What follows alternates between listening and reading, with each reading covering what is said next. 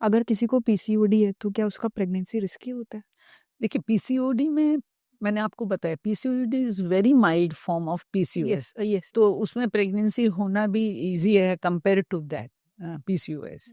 तो पीसीओएस में definitely there are chances, more chances of complication. पहले तो सबसे पहले तो आपका कंसेप्शन में वेरी डिफ़िकल्ट, क्योंकि हार्मोनल इम्बैलेंस इतना है। ओव्यूलेशन कब हो रहा है, उस समय टाइम्ड सेक्स होगा कि नहीं होगा, ये सब मुश्किल होता है। रेगुलर साइकिल्स में हम लोग पेशेंट को एडवाइस कर सकते हैं कि आपके फर्टाइल विंडो ये है तो उस समय आप सेक्स करिए। इसमें हम पेशेंट को ज़्यादा नहीं, तो हम लोग मेडिसिन दे के ट्राई करते हैं, ओव्यूलेशन इंडक्शन बोलते हैं। और लेकिन इसमें साथ में दूसरे कॉम्प्लिकेशंस बहुत एसोसिएटेड होते हैं पीसीओएस में, जैसे डायबिटीज़ है। तो डायबिटीज़ और साथ में कोलेस्ट्रॉल, ब्लड प्रेशर, हाइपरटेंशन ज़्यादा होता है, कार्डियक मैनिफेस्टेशन बाद में जाके ज़्यादा होते हैं। तो ये प्रेगनेंसी में आपको, जैसे डायबिटीज़ है, ब्लड प्रेशर है, ये भी आपको परेशान करते हैं। बच्चे के लिए भी अच्छा नहीं है, मदर के लिए भी अच्छा नहीं। तो आउटकम अच्छा, फिर हार्मोनल बैलेंस कैसा रहेगा ड्यूरिंग प्रेगनेंसी, उस पर डिपेंड करता है कि मिसकैरेज रेट भी थोड़ी ज़्यादा होती है पीसीओएस में। ये रिवर्स कर सकते हैं? इट इज़ नॉट रिवर्सिबल, कभी भी इसको हम पूरा क्योर नहीं कर सकते। We can treat it.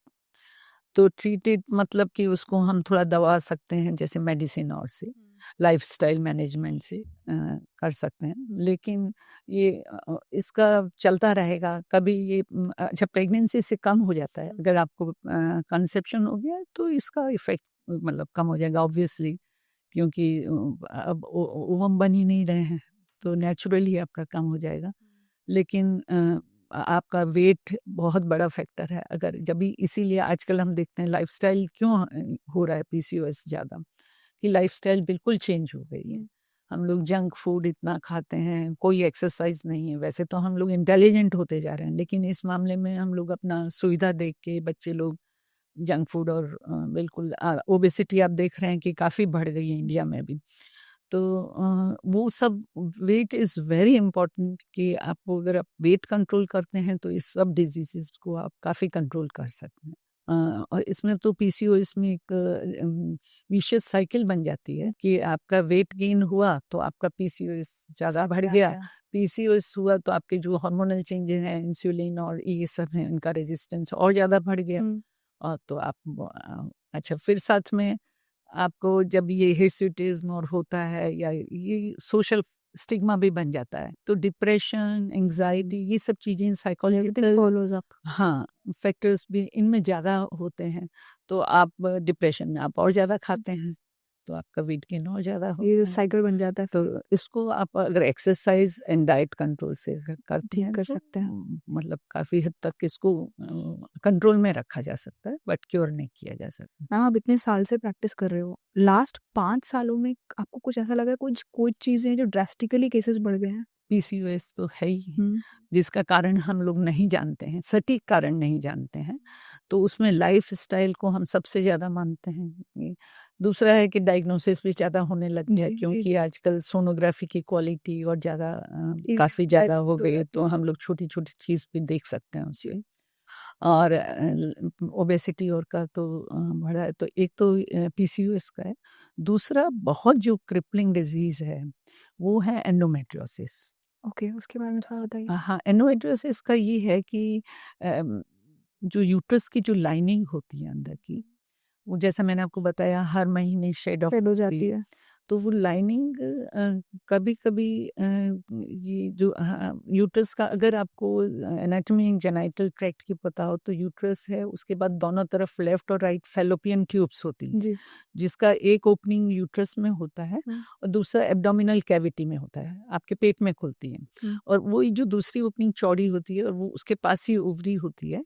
तो ओवरी आपका ओवरी से वो एग लेके और यूट्रस में पहुंचाती है, वहाँ से उसका वो होता है ट्रांसपोर्ट, बोलो जो भी।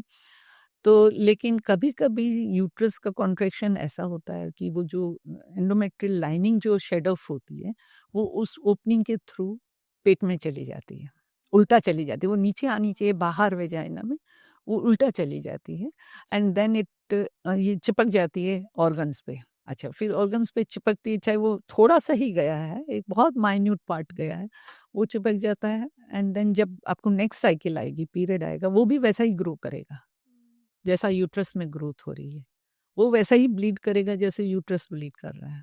तो जैसे आपको मेंस्ट्रुअल साइकिल आएगी तो वो भी ग्रो वो करता, जाएगी कहाँ? वो पेट में फैलेगा। हाँ, तो नेचर उसको रेस्ट्रिक्ट करने की कोशिश करती है, हाँ। बट धीरे धीरे टेक्स टाइम, मतलब किसी में आपका इम्यूनोलॉजिकल सिस्टम कितना इफेक्टिव है। इसीलिए आपने सुना होगा कि ये एंडोमेट्रियोसिस, पीसीओएस ज़्यादा कॉमन है, जिनका इम्यूनोलॉजिकली जो वीक होते हैं उनमें ज़्यादा कॉमन है। फिर धीरे धीरे वो और फैलता जाएगा, और एक स्टेज कहीं कहीं हमने ऐसा भी देखा है कि पूरी आंतें और सब आपस में जुड़ गई, and it is so crippling, it's so painful कि पेशेंट वास्तव में, यंग गर्ल्स के लिए it is so very, and इसका कोई सटीक ट्रीटमेंट नहीं है अभी तक। ऐसी कोई दवाइयाँ, हालांकि हैं कुछ दवाइयाँ, डायनोजेस्टोन हम लोग देते हैं, लेकिन बहुत बार सर्जरी करनी पड़ती है। निकालना पड़ता है यूट्रस? नहीं, यूट्रस नहीं निकालना पड़ता, लेकिन लेप्रोस्कोपी से जाके उसको, सिलाई? हाँ, एडिजियोलाइसिस बोलते हैं, जो एडिजन्स हुए हुए हैं, जो आपस में जुड़ा हुआ है, उसको काटते हैं। लेकिन वो अगर वो वापस नहीं हो उसके लिए कुछ नहीं कर सकते? उसके लिए हैं कुछ, पर आपका लिमिटेशन होता है। आप यंग गर्ल्स में ज़्यादा हार्मोन्स नहीं दे सकते। इंट्रास यूट्राइन डिवाइसेस होती हैं, मिरेना करके एक डिवाइस है, वो भी काम करती है, बट आप वो फिर करेंगे तो किसी को अगर प्रेगनेंसी करनी है तो उसमें वो हम लोग नहीं यूज़ कर सकते। तो और ऐसे भी होते हैं जिनके लिए आपको निकालना ही पड़ता है फिर? वो तो फिर देख देखते हैं, देखिए यंग आपको लड़के में तो जहाँ, कि हाँ, पर अगर 30-40s में है और फैमिली कंप्लीट हो चुकी है, एंड इट इज मतलब डिस्टर्बिंग योर लाइफ, तो फिर कभी कभी, बट इट्स वेरी रेयर, वो पेशेंट very rare. सहन करती है, दैट्स द मतलब। बट जो ये आप बोल रहे हो कि like the blood is going in your other organs and हाँ, स्टिकिंग देयर, तो इसी टाइम में ही दर्द दर्द शुरू नहीं हो जाएगा? हाँ, है उस ना? मतलब उस समय पीरियड्स में ज़्यादा दर्द होता है उनका, फिर वो डोरमेंट हो जाती है, एक बार सेट हो जाती है, फिर वापस जब पीरियड आएगा तो वो धीरे धीरे फुल, मतलब अगर थिकनेस बढ़ रही है तो कोई दिक्कत नहीं, लेकिन प्रॉब्लम है जब आपका ब्लड फ्लो होता है हम्म। उसमें, वो ब्लड फ्लो से वो आसपास के टिश्यू में फैल जाता है। जी। और कभी कभी उसको तो हम एंडोमेट्रियोसिस बोलते हैं, कभी कभी स्कार में भी एंडोमेट्रियोसिस, जैसे हम सिजेरियन सेक्शन करते हैं उसमें कभी वो लाइनिंग अगर छूट जाती है, वैसे तो बहुत क्लीन करते हैं, तो उनको बाद में जाके स्कार एंडोमेट्रियोसिस भी हो जाता है, जो कि पीरियड्स के समय पेनफुल होगा, फूलेगा आपका स्कार, बाद में ठीक हो जाएगा, लेकिन उसका सर्जरी के अलावा कोई उपाय नहीं है। और एक एंडोमेट्रियोसिस का टाइप है कि यूट्रस में ही लाइनिंग जो होती है वो क्रिप्ट्स बना लेती है, जैसे लाइनिंग सीधी होनी चाहिए लेकिन वो अंदर की तरफ मसल में ग्रो कर जाती है, जो यूट्रस की दूसरी लेयर है उसमें ग्रो कर जाती है, और उसमें फिर ब्लड लॉस जब होता है तो वो पेनफुल हो जाता है, ब्लड लॉस ज़्यादा होता है क्योंकि यूट्रस का सरफेस एरिया बहुत बढ़ गया है आपका, अंदर से ऐसे जाके तो 2-3 टाइम्स उसका सरफेस एरिया बढ़ जाता है, तो ब्लड लॉस ज़्यादा होता है, तो ये है जो आपने मेट्रियोसिस। एंडोमेट्रियोसिस बोला, ये अभी रिसेंट में बढ़ा है? हाँ, ये भी इन मतलब लास्ट कुछ 10 सालों में, 15 बहुत सालों में, ज़्यादा मतलब बढ़ गया। यंग गर्ल्स में Young girls, स्पेशली। हाँ, हाँ। तो इसीलिए इसको हम लोग एक फैक्टर जो मानते हैं, इसका भी कारण पता नहीं है, लेकिन एक फैक्टर लाइफस्टाइल। लाइफस्टाइल, हाँ, डेफिनेटली। एक और बात मैं पीसीओएस में बताना चाहती थी कि पीसीओएस में जैसे हम कहते हैं डायबिटीज़, और ये बाद में जाके बहुत होती हैं, डायबिटीज़ टाइप 2, और कोलेस्ट्रॉल बहुत ज़्यादा बढ़ता है, ब्लड प्रेशर होता है, जो कि डायबिटीज़ और हाइपरटेंशन दोनों, और कोलेस्ट्रॉल, इनमें कार्डियक जो भी मैनिफेस्टेशंस होते हैं, कार्डियक प्रॉब्लम्स होती हैं, वो बहुत जल्दी होती हैं। दूसरी बात है कि इनमें आगे जाके कभी कभी यूट्रस का कैंसर भी बन सकता है, ज़्यादा चांसेस होते हैं जिसमें पीसीओएस होता है। बट मैं सब दर्शकों से, श्रोताओं से ये कहना चाहूँगी कि मतलब ये तो बहुत रेयर होता है, डर बहुत पाले करके डर नहीं पालें, जैसा कि आजकल गूगल देख के लोग करते हैं। सो इट इज़ 6 मतलब नॉट, इसका इंसिडेंस इतना ज़्यादा नहीं है, 6 to 13% है इन रिप्रोडक्टिव एज ग्रुप, जिसको आजकल हर एक कोई अपने आप को पीसीओएस का पेशेंट, सीधे पेशेंट आते हैं, लड़कियां बोलते मैडम हमको पीसीओएस हो गया है, तो डायग्नोसिस लेके ही आती हैं। पहले गूगल था, अब चैट जीपीटी। चलिए प्रेगनेंसी की थोड़ी बात करते हैं। If someone is going towards planned pregnancy, तो अपने बॉडी को कैसे प्रिपेयर करें पहले से? हाँ, बॉडी को प्रिपेयर देखिए, अगर प्लान करें तो आइडियली आपको सबसे पहले